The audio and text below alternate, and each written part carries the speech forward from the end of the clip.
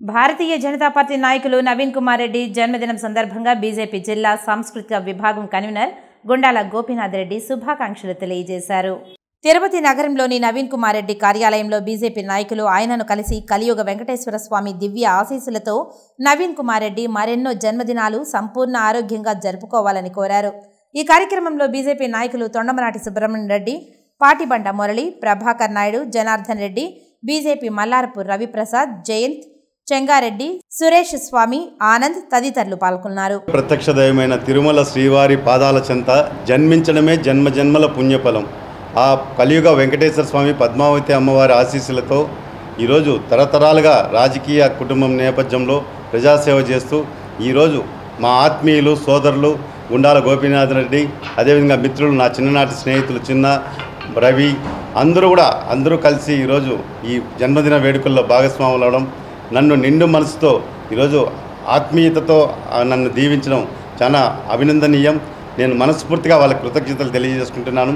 శ్రీవారి పాదాల చెంత నిస్వార్థంగా, నిజాయితీగా, నిష్పక్షపాతంగా ప్రజాసేవకు అంకితం అవుతామని చెప్పని, ఎందుకంటే ఇక్కడంతా కూడా స్థానికులము, స్వామివారి ఆశీస్సులతో ఇక్కడ జీవనం కొనసాగిస్తున్నాం కాబట్టి తిరుపతిలో ఈరోజు ప్రశాంత వాతావరణం కావాలని చెప్పని అందరూ కూడా ఉమ్మడి కుటుంబ సభ్యుల్లాగా ఈరోజు మేమంతా కూడా ఐకమత్యంతో ఈరోజు సేవ చేస్తున్నాము.